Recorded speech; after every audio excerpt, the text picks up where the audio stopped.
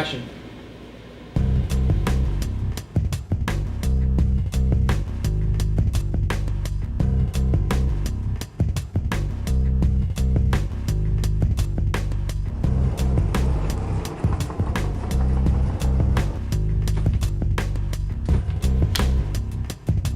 Striking. I can come closer.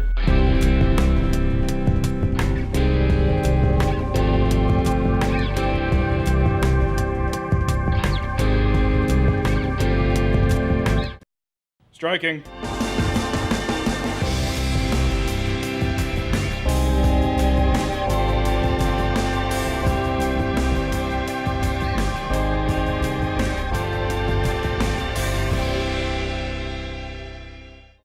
Hi, I'm Nate.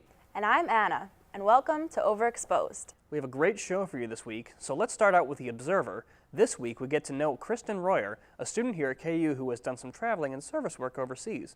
Let's meet her.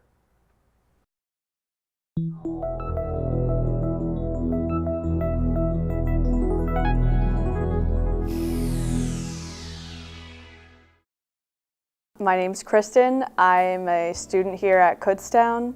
I'm majoring in sociology with minors in German and ceramics. I kind of checked into the course descriptions and I was like, wow, that actually sounds really cool. So I took an intro social class and I just kind of fell in love with it. And I've, been doing that ever since, I guess. So I was in Jordan for 6 weeks this summer. I was interning with a nonprofit organization called Reclaim Childhood, and we ran a 4-week summer camp for refugee girls in the area.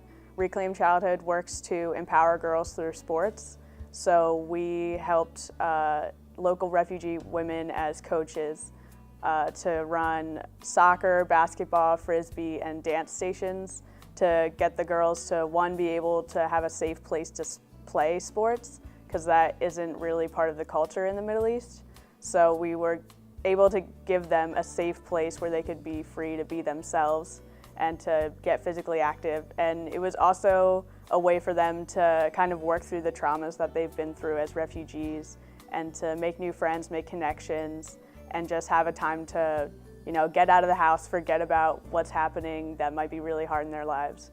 So it was a really amazing experience, and that's what I did this summer. I'm looking to work in the nonprofit sector, and I definitely have a passion for work with refugees, specifically Middle Eastern refugees. At this point, I'm hoping to study Arabic kind of in my free time, because we don't have an Arabic program here at KU. I'd like to contribute just like getting refugee perspectives out there, not only in their experiences assimilating, but just their stories in general, because I think that's an important thing to do, and I think that I might be good at it, I guess. I had some really awesome professors here at Kutztown that were able to push me in the right direction and allow me some really incredible opportunities. So Dr. Shively is an anthropology professor, and I took her Muslim Middle East class, and she helped me actually get the internship in Jordan that I had. And she was so helpful. At this point, I am specializing in diversity and inequality. So I've been kind of having my focus shift toward development and global issues as my interests primarily include refugees and Middle Eastern culture. So I've kind of been able to use the curriculum that KU has and kind of shape that to what I'm looking for in my future.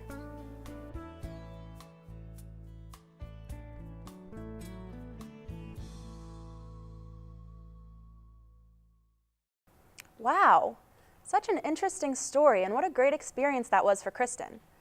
Up next, we have Catch a Sketch. In this segment, we get to meet a few folks who have an interesting relationship to their coffee pots. Let's watch.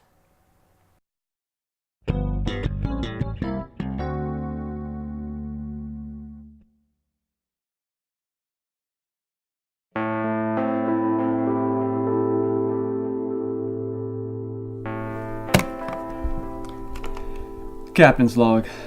The time is 8:34 p.m. March 19th, 2017. Test subjects have been awake for 4 days now, and they appear to be kind of... Wait. What? How can you be the captain and a test subject? What do you mean? What does it matter?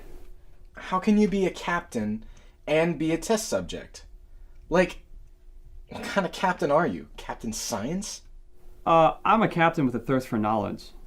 Plus, no one was willing to help us with this. It was just me and you, so we're gonna make do, alright? Dude, we're not a lab. We're two idiots in their fucking apartment. We're two visionaries in their fucking apartment. You're a real idiot, you know that? You know, they said that about Einstein, and I'm of German descent, so you think that would kind of make Shut up! Coffee machine. Its little heart stopped beating. Oh my god. Oh my god. We've got a code Java! A code Java! Give him some room!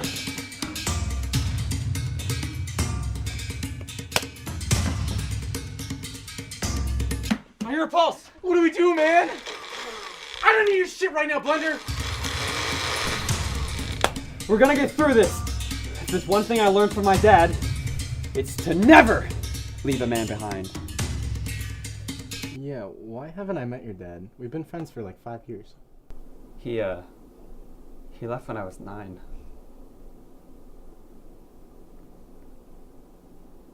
Anyway, there's no time for heroic backstories. You know how to fix a coffee machine? God, no. But I have a plan.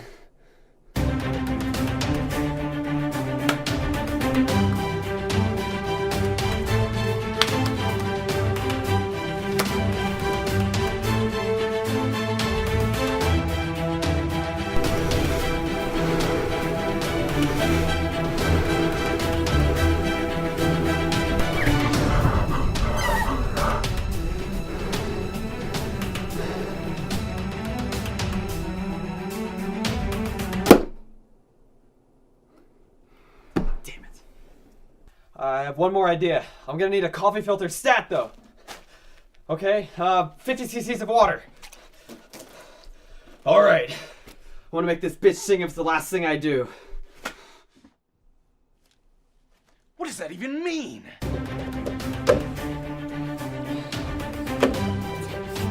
Jesus! We're losing him!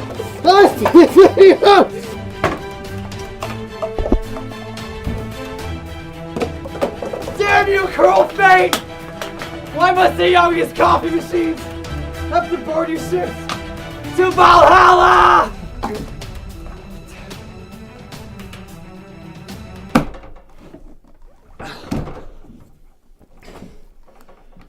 All right.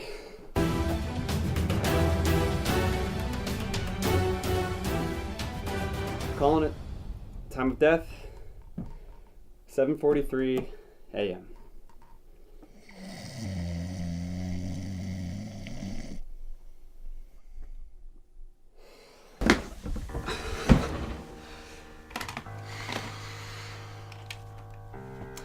Captain's log. The time is 7:44 a.m. March 20th, 2017. Test subject 002 has been compromised. As I fear I may be joining him soon, I can't help but look back on this journey we've been on together. This caffeine-fueled ride into the unknown.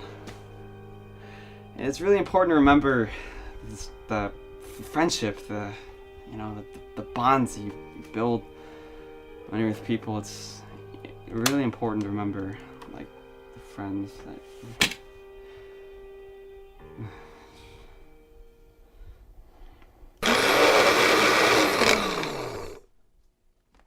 Thank you, Blender.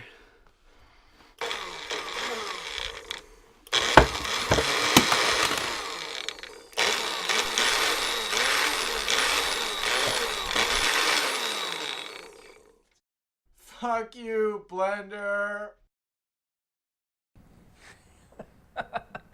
Oh my goodness. Coffee. It really matters to a lot of people. Coffee has become such an important item to so many people. There are all kinds of roasts, all kinds of blends. There is a lot to know. The same is true for wine. Making wine is an art, and there are lots of people who enjoy visiting wineries and learning about the process of winemaking. Folino Winery is located nearby, and our crew took some time to visit and explore. Let's take a look.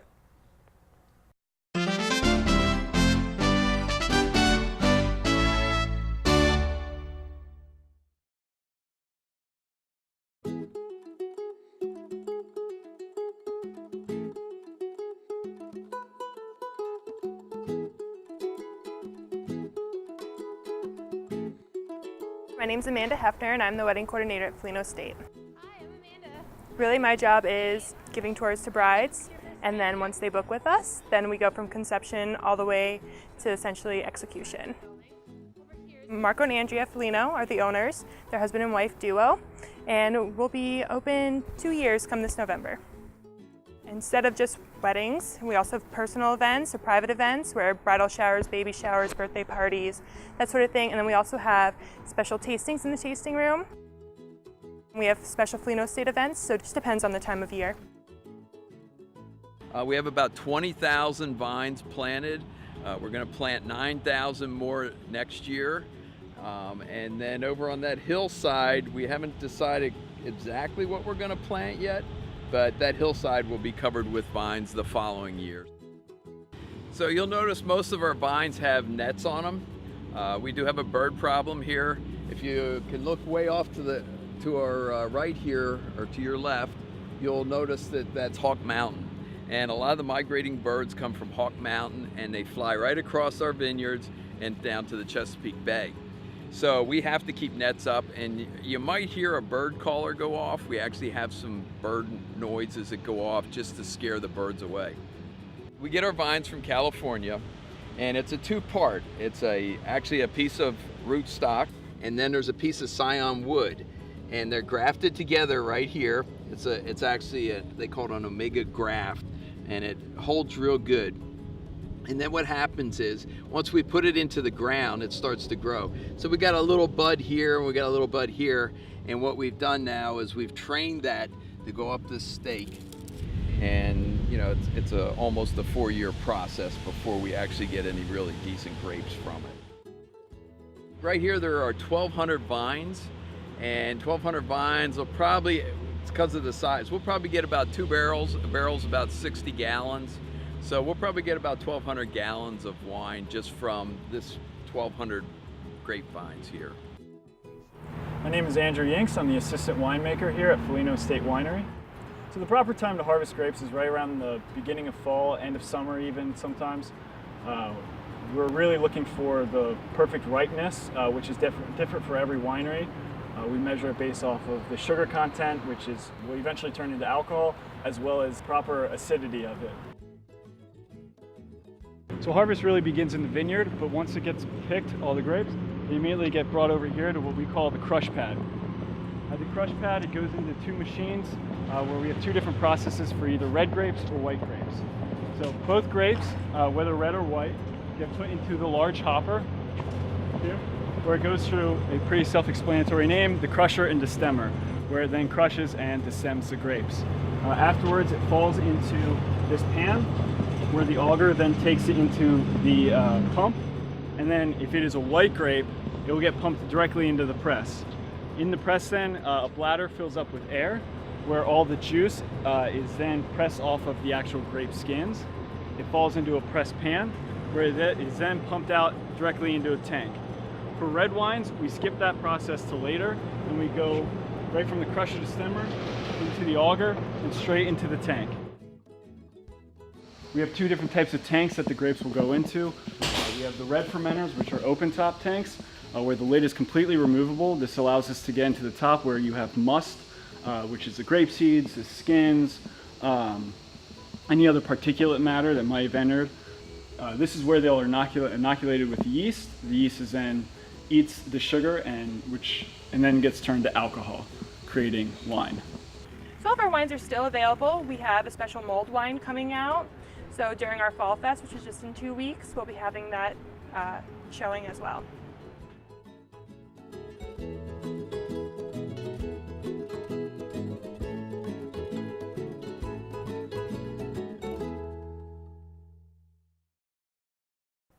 what a great place.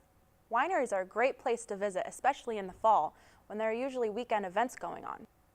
Up next on In Focus, we take you back to a piece that was produced several years ago about St. Peter's Village. This piece won a regional college Emmy. Congratulations to Marilyn Miller, the producer of this segment.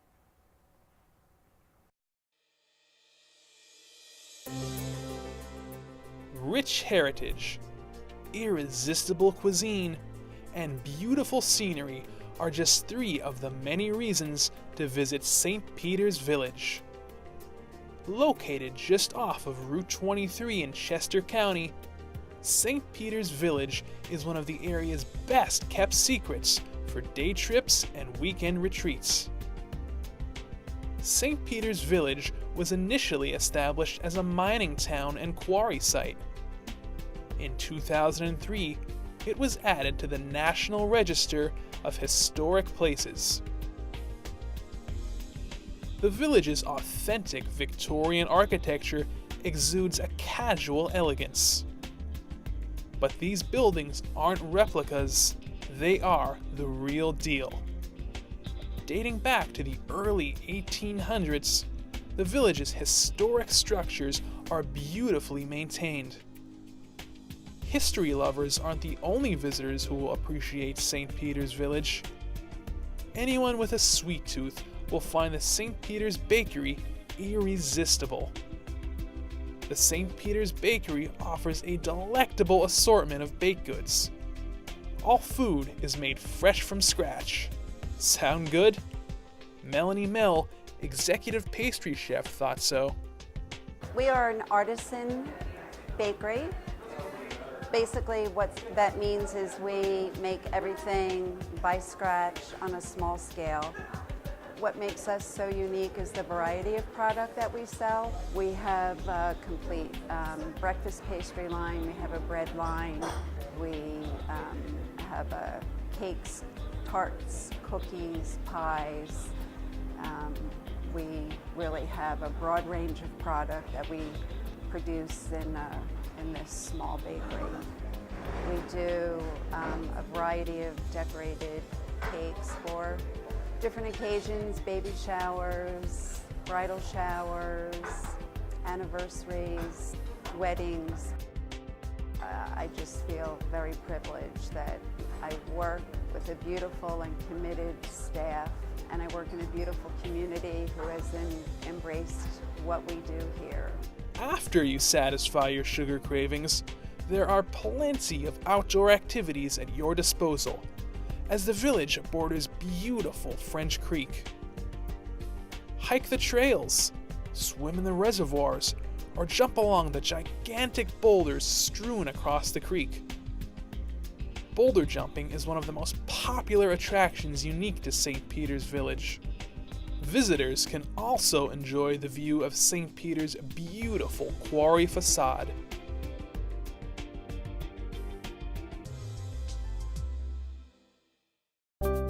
After a long day of hiking and boulder jumping, the inn at St. Peter's Village offers delicious dinners less than a stone's throw away. But according to head chef Jeffrey Hedling, the inn is much more than a restaurant. We have banquet facilities, we are a bed and breakfast, and we have bands outside that play throughout the day, other attractions other than just a restaurant, which makes this place different than other restaurants.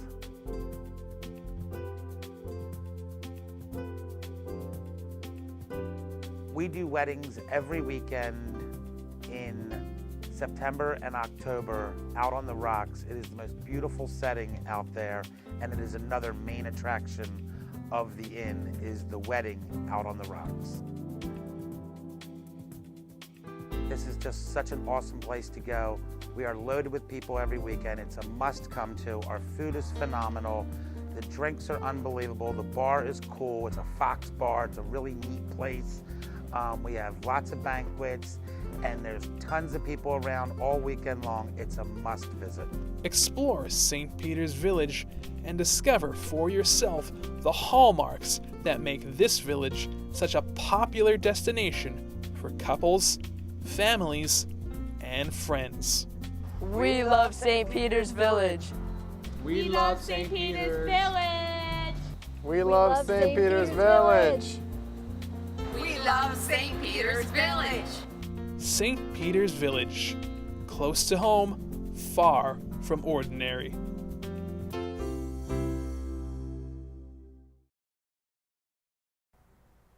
St. Peter's Village is another great place to visit in the fall. Lots of beautiful fall foliage and apparently yummy treats. Well, that's our show for this week. Thanks for joining us. Be sure to join us next time when we meet our very own Kutztown football player, Togoba Porte II, and go on the Turkey Hill experience. Until then, have a great week.